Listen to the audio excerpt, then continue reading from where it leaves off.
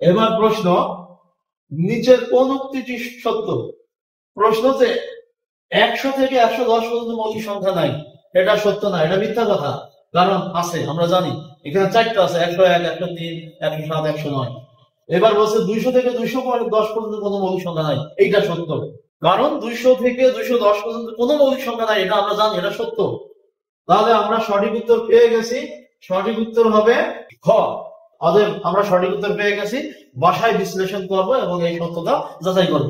পরবর্তী প্রশ্ন, এবার মৌলিক দ্বিজোড় সম্পর্কে একটা কোশ্চেন আমরা দেখতে পাচ্ছি। মনে রাখবেন, মৌলিক দ্বিজোড় হচ্ছে, এটাকে অবশ্য কেউ কেউ দ্বিজোড়ও বলে, ইংরেজিতে বলে টুইন প্রাইম। ঠিক আছে, তো জোড় হোক আর জোড় হোক, জিনিস কিন্তু এক। অর্থাৎ দুটি মৌলিক সংখ্যা, ব্যবধান 2।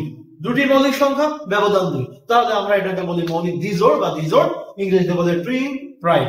তো এখন আমরা দেখতে পাচ্ছি 3 আর 5 এটা মৌলিক দ্বিজোড়, 5, 7 এটা মৌলিক দ্বিজোড়, আবার 13, 11 এটাও মৌলিক দ্বিজোড়।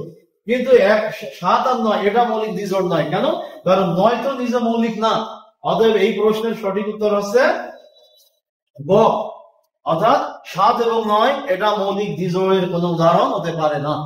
পরবর্তী প্রশ্ন, এবার ত্রিজোড় সম্পর্কে একটি কোশ্চেন আসছে যে নিচের কোনটি মৌলিক ত্রিজোড়। তো আমরা দেখতে পাচ্ছি মৌলিক ত্রিজোড় কিন্তু বাস্তব সংখ্যা বা স্বাভাবিক সংখ্যার জগতে একটা উদাহরণই আছে, সেটা আছে 3, 5, 7। এটা মুখস্থ রাখবেন, এখানে সময় নষ্ট করার কোনো প্রয়োজন নেই। 3, 5, 7 আমরা ঘ অপশনে দেখতে পাচ্ছি। অতএব এই প্রশ্নের সঠিক উত্তর ঘ।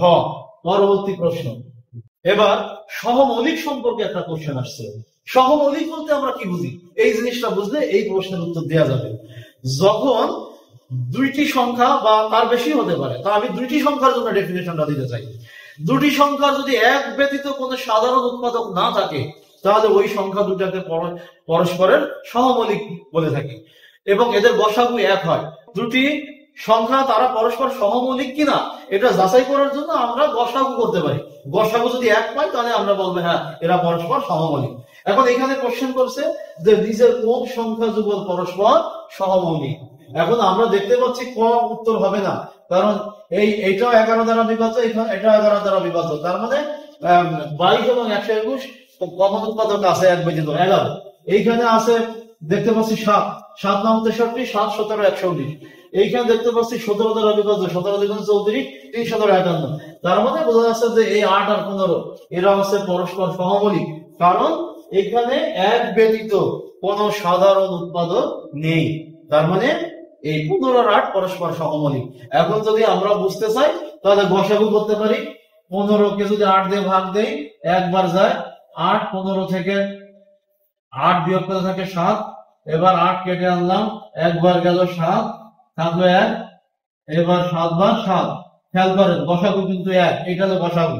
তার মানে আমরা ডেফিনেশনে কিন্তু বলেছিলাম যে যে সমস্ত সংখ্যা বা দুটি সংখ্যা যদি হয় যাদের এক ব্যতীত কোনো সাধারণ উৎপাদক নেই, তাদেরকে আমরা সহমৌলিক সংখ্যা বলি এবং এদের গসাগু 1 হয়। এই যার প্রমাণ আমরা এখন দেখলাম। অতএব এই প্রশ্নের সঠিক উত্তর ছিল গ। প্রিয় চাকরিপ্রার্থী ভাই বোনেরা, আজকের বেসিক যে আলোচনা আমরা শুরু করেছি বাস্তব সংখ্যার উপরে, এই বাস্তব সংখ্যার উপরে আরো 2টা লেকচার হবে। আমরা গুরুত্বপূর্ণ সব আলোচনাই করব। যেদিন যে লেকচারটা আপলোড হবে আপনারা গুরুত্ব দিয়ে একটু দেন মানে ওই দিনই এইটা স্টাডি করে প্রিপেয়ার্ড হবেন। আশা করি 50তম বিশেষ সহ সামনে যে সার্কুলার গুলো আসছে আপনারা ধারাবাহিকভাবে যদি স্টাডি করেন, তাহলে ইনশাল্লাহ আপনারা সফল হবেন। গণিত আপনাদের বাধা হবে না। তাহলে আজ আর নয়, আগামীতে আবার দেখা হচ্ছে এই আশা রাখছি এবং সে পর্যন্ত সকলে ভালো থাকি। আসসালামু আলাইকুম ওয়া রাহমাতুল্লাহি ওয়া বারাকাতুহু।